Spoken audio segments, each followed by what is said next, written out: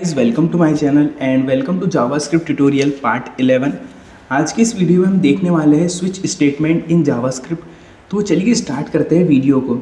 तो अगर यार आपने पिछला वीडियो नहीं देखा है टर्नरी ऑपरेटर वाला, तो यार मैं आपको रिकमेंड करूँगा कि प्लीज़ उस वीडियो को देखें, क्योंकि जब आप स्विच स्टेटमेंट को देखेंगे तो आपको फिर बहुत ईजी लगेगा। तो फर्स्ट आप पहले टर्नरी ऑपरेटर को ज़रूर देखें। तो चलिए स्टार्ट करते हैं वीडियो को। स्विच स्टेटमेंट, तो हमने यार यहाँ पर लिखी है स्विच स्टेटमेंट की definition. The switch statement execute a block of code depending on different cases. The switch statement is a part of JavaScript conditional statement.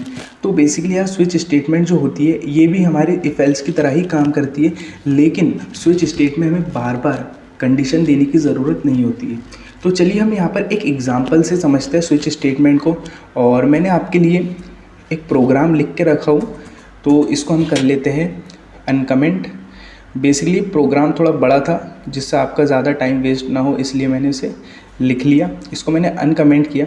तो बेसिकली यहाँ पर हम एक ऐसा प्रोग्राम बना रहे हैं कि हमारे पास यहाँ पर 0 से लेके 6 तक नंबर होंगे बेसिकली, जिसमें अगर 0 रहेगा तो मंडे और 1 रहेगा तो ट्यूसडे, इस तरीके से प्रिंट हो। तो मैंने यहाँ एक डे नाम से एक वेरिएबल बनाया जिसमें मैंने अभी 2 वैल्यू दी है। हम कुछ भी वैल्यू दे सकते हैं, 2, 1, 0 कुछ भी दे सकते हैं। और यहाँ पर हमने 2 वैल्यू दी है। देन यहाँ पर इंपॉर्टेंट पार्ट आता है यहाँ पर स्विच का। तो आपको स्विच स्टेटमेंट लिखना कैसी है, तो सबसे पहले भी देखिए आपको सिंपली लिखना है स्विच में आपको लिखना है यहाँ पर पैरेंथेसिस के अंदर मैंने क्या किया, इस डे वाले वेरिएबल को यहाँ पर पास कर दिया। देन मैंने यहाँ पर एक करली ब्रेसेस लगाया। अब आपने देखा होगा कि हमने इफ एल्स में बहुत सारे करली ब्रेसेस लगाए थे, लेकिन आपको स्विच स्टेटमेंट में सिर्फ एक करली ब्रेसेस लगाना है, सिर्फ एक करली ब्रेसेस लगाना है आपको। देन स्विच स्टेटमेंट में हमें केसेस लिखना पड़ते हैं। तो बेसिकली यहाँ पर मैंने लिखा केस और यहाँ पर मैंने लिखा 0, यहाँ पर मैंने लिखा 1, यहाँ पर मैंने लिखा 2। तो आपके पास जितनी भी कंडीशन रहेंगी आप उतने लिख सकते हो। आपको फॉर एग्ज़ाम्पल आपको 12 कंडीशन के लिए बनाना है तो आप 12 केस लिख सकते हो। तो कुछ इस तरीके से है ये। तो आप देख सकते हो जो हमारा प्रोग्राम है वो है 0 से लेके 6 तक के, तो हमने इसलिए केस लिखे हैं 0 से लेके 6 तक के, टोटल मतलब 7 केस लिखे हैं। तो बेसिकली अभी केस 0 क्या है, तो बेसिकली आपको स्विच में केस लिखना पड़ता है। और ये जो नंबर है इसका मतलब ये है, अब ये जो डे वेरिएबल है इसके अंदर ये वैल्यू असाइन है, मतलब ये डे वेरिएबल के अंदर ये वैल्यू है। अब जब हमने वेरिएबल को यहाँ पर असाइन कर दिया, इस डे वेरिएबल को हमने यहाँ पर लिख दिया स्विच के अंदर, तो जो डे वेरिएबल की वैल्यू है हम यहाँ पर सभी जगह मतलब इस स्विच के अंदर एक्सेस कर सकते हैं और वो एक्सेस हो रही है। तो बेसिकली हमने जैसी केस 0 लिखा तो ये 0 और क्या करता है कि ये मैच करने की कोशिश करता है डे की वैल्यू से। अगर डे की वैल्यू 0 है और ये केस भी 0 है और अगर ये इक्वल हो जाते मतलब मैच कर जाते तो ये वाला पार्ट प्रिंट होगा। तो जैसे कि अभी डे की वैल्यू 2 है तो ये वाला पार्ट प्रिंट नहीं होगा, यहाँ पर केस नहीं चलेगा। तो ये यहाँ से सेकंड वाले केस में जाएगा। अब देखेंगे कि डे वैल्यू 2 है, मतलब 2 और ये 1 क्या इक्वल है, तो नहीं ये भी इक्वल नहीं है, तो यहाँ पर जाएगा और यहाँ वाले केस में जाएगा और वो देखेगा कि 2 और डे की जो वेरिएबल की वैल्यू है वो भी 2 है, तो ये मैच हो जाएगा और ये वाला पार्ट प्रिंट होगा। कुछ इस तरीके से ये चलता है। और बेसिकली आप देख सकते हैं कि हमने यहाँ पर बेसिकली 6 कंडीशन मतलब 0 से लेके 6 कंडीशन बनाई है।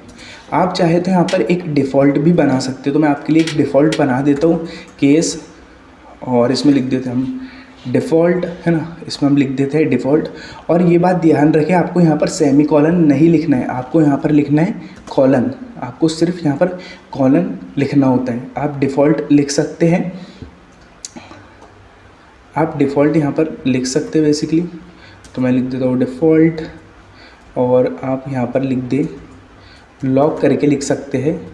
तो आप ये डिफ़ॉल्ट वैल्यू यहाँ पर लगा सकते हो। तो अभी हम यार ये आला हम बेसिकली वीक का प्रोग्राम देख रहे हैं इसलिए मैं डिफ़ॉल्ट वैल्यू नहीं डाल रहा हूँ। तो बेसिकली ये होगा कि मान लीजिए एक ऐसा हमने वेरिएबल पास कर दिया कि जो हमारी कंडीशन में एग्जिस्ट ही नहीं करता है। फॉर एग्जांपल हम यहाँ पर 0 से लेकर 6 तक का देख रहे हैं, तो फॉर एग्जांपल मैंने 7 नंबर पास कर दिया जो कि कंडीशन चलेगी इसलिए, तो डिफ़ॉल्ट वैल्यू प्रिंट हो जाती कुछ इस तरीके से। लेकिन हम यहाँ भी प्रोग्राम देख रहे हैं। तो बेसिकली आप देख सकते हैं अभी हम क्या करेंगे इस प्रोग्राम को रन करके देखेंगे और अभी हमारे हिसाब से देखिए हमने जो समझा, यहाँ पर जाएगा और उसका जो केस 2 है वो मैच हो जाएगा और वो प्रिंट करेगा वेडनेसडे। तो हम इसको सेव करते हैं और ये हमें दे रहा है वेडनेसडे, बिल्कुल सही। अब देन आपने स्विच समझ लिया, ये समझ लिया, हमने वेरिएबल पास किया, इसमें केस समझ लिया, आपने नंबर समझ लिया और कंसोल तो आपको पता ही है। तो यहाँ पर आती है ब्रेक कंडीशन। ये ब्रेक कंडीशन क्या है, ये भी बहुत इंपॉर्टेंट कंडीशन है। अब मैं आपको क्या करता हूँ, इसको समझाता हूँ। तो बेसिकली ये ब्रेक कंडीशन को मैं कमेंट कर देता हूँ, इसको भी मैं कमेंट कर देता हूँ। बेसिकली सब ब्रेक कंडीशन को मैं कमेंट कर रहा हूँ। तो ये ब्रेक कंडीशन का क्या यूज़ है आपको समझ आएगा। तो बेसिकली क्या होगा कि ये वेडनेसडे वाला चलेगा पार्ट, है ना, और वेडनेसडे वाला पार्ट चल रहा। अभी क्या हो रहा था कि यहाँ पे वेडनेसडे वाला पार्ट सिर्फ वेडनेसडे से मैच हो रहा था और सिर्फ वेडनेसडे दिख रहा था, है ना। अब क्या होगा, वेडनेसडे के बाद सभी दिख रहा है। देखिए वेडनेसडे भी दिख रहा है, थर्सडे भी दिख रहा है, फ्राइडे भी दिख रहा है, सैटरडे संडे भी दिख रहा है। तो ये क्यों दिख रहा है, तो बेसिकली हुआ ये, जो केस 2 है वो मैच हुआ और उसने ये प्रिंट करा दिया। और क्योंकि हमने यहाँ से ब्रेक बेसिकली स्विच केस के अंदर ना एक ब्रेक होता है। इससे क्या होता है कि जैसी ये चीज़ मैच हुई और हमने यहाँ पर ब्रेक लगा दिया तो वो एग्जीक्यूट होकर यहाँ पर रुक गया। जैसा मान लीजिए ये जो केस है वो यहाँ पर मैच हुआ और यहाँ पर उसने एग्जीक्यूट करा कोड को और वो यहाँ पर रुक गया, देन वो दूसरे केस को प्रिंट नहीं कराएगा, है ना। तो ये ब्रेक का यूज़ होता है। अब हमने क्या किया, यहाँ पे ब्रेक को अनकमेंट कर दिया आपको बताने के लिए। तो बेसिकली क्या किया इनने, जैसे इनने मैच करा तो इनने क्या किया, ये कोड को एग्जीक्यूट करा और वो क्या करता है कि क्योंकि ब्रेक नहीं था तो उसने केस 3 के कोड को भी एग्जीक्यूट कर दिया, 4th के कोड को भी एग्जीक्यूट, 5th के और 6th के कोड को भी एग्जीक्यूट कर दिया। ये होता है ब्रेक का यूज़ नहीं करने का। अगर हम ब्रेक का यहाँ पर यूज़ करते, अगर हम यहाँ पर ब्रेक का यूज़ करते तो क्या होता, बेसिकली ये कोड केस 2 मैच होता और बेसिकली console.log में ये कोड चलता और वो उसको जैसे ही वो नेक्स्ट लाइन में जाता तो उसको ब्रेक हो जाता। मतलब ये जो कोड है एग्जीक्यूट हो रहा वो यहाँ पर ब्रेक हो जाता, वो आगे प्रिंट नहीं होता। तो बेसिकली ये है ब्रेक का यूज़। आप देख सकते हो ये है ब्रेक का यूज़। अब देखिए हम इसको सेव करेंगे, इसको भी मैं अनकमेंट कर देता हूँ तो आपको वेडनेसडे मिल रहा है। अगर मैं यहाँ पर देखिए 0 कर देता हूँ, 0, तो आपको क्या मिलेगा, मंडे मिलेगा यहाँ पर। अगर आप यहाँ पर 6 कर देंगे तो आपको मिलेगा संडे। इस तरीके से यार हमने एक फुल वीक का प्रोग्राम बना लिया है। आई होप आप लोगों को स्विच स्टेटमेंट समझ आई होंगी। जैसे कि यार आपसे हमने वादा किया था कि हर एक इस ट्यूटोरियल के बीच में आपको कुछ चैलेंजेस मिल रहे होंगे, तो आपके लिए हमने यार चैलेंजेस लाए हैं इस वीडियो में। बेसिकली जो हमने पिछली वीडियो तक जो सीखा है उसके ऊपर ये चैलेंज बेस्ड है। तो बेसिकली हमको क्या करना है चैलेंज में कि प्रिंट करना है 10 से लेकर 20 के बीच में जिसकी एज है वो नंबर को प्रिंट करना है। तो बेसिकली होगा क्या कि एक आप वेरिएबल बना लीजिए। अगर उस वेरिएबल के अंदर 10 या 20 के बीच में की वैल्यू होती है, 10 और 10 से बड़ी या 20 या 20 से छोटी वैल्यू होती है, तो आपको क्या करना है, वो एज के वाले बंदे को प्रिंट कराना है। मतलब वो नंबर को आपको प्रिंट कराना है इस्तेमाल करके इफ एल्स कंडीशन का, है ना। और फिर यही प्रोग्राम आपको टर्नरी ऑपरेटर से भी बनाना है, यही आप प्रोग्राम आपको स्विच स्टेटमेंट की हेल्प से भी बनाना है, जो कि स्विच स्टेटमेंट हमने अभी सीखी। तो गाइज़ ये बहुत इंपॉर्टेंट है, स्विच स्टेटमेंट भी और टर्नरी और इफ एल्स भी। तो आप इसको प्रैक्टिस करें, तो आप इस वीडियो को पॉज करें और इसको सॉल्व करने की कोशिश करें। तो आई होप आप लोगों ने यार इसको सॉल्व करने की कोशिश करा होगा। तो बेसिकली मैं आपको जो फर्स्ट प्रोग्राम है इफ एल्स में वो बता देता हूँ और आपका ये होमवर्क है, जो टर्नरी है स्विच है, ये आपको करना है। तो बेसिकली देखिए हम यहाँ पर क्या करते हैं, बेसिकली लेट मान लीजिए आपको एक वेरिएबल बना लेना है, आप इसकी वैल्यू चेंज कर करके देख सकते हैं। तो मैं यहाँ पर बना लेता हूँ वैल्यू 11 दे देता हूँ, है ना, और यहाँ पर इफ़ लगा देता हूँ कंडीशन। अब यहाँ पर बोलेंगे बेसिकली हम यहाँ पर क्या देंगे, वेरिएबल का नाम एज देंगे, एज, है ना। अगर एज बड़ी रही, अगर यार एज बड़ी रही, किससे बड़ी रही एज,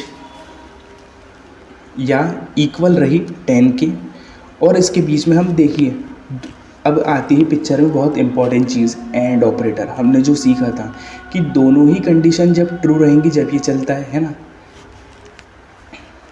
जब ये चलेगा तो हम क्या बोलेंगे, अब एज अगर छोटी है, एज अगर छोटी है इक्वल है 20 से, किससे, 20 से, तो ये प्रिंट करेगा लॉग, ये करेगा। बहुत ही सिंपल है, दिख रहा था प्रोग्राम बहुत हार्ड, लेकिन प्रोग्राम बहुत सिंपल है। Person age is, person age is age, है ना, पर्सन एज इज, हम लिख देंगे अंडर, अंडर लिख देंगे अंडर 20, हम लिख देंगे कि 20 के अंदर है, और एल्स कंडीशन भी लगा देते, एल्स में लिखा आ जाएगा बेसिकली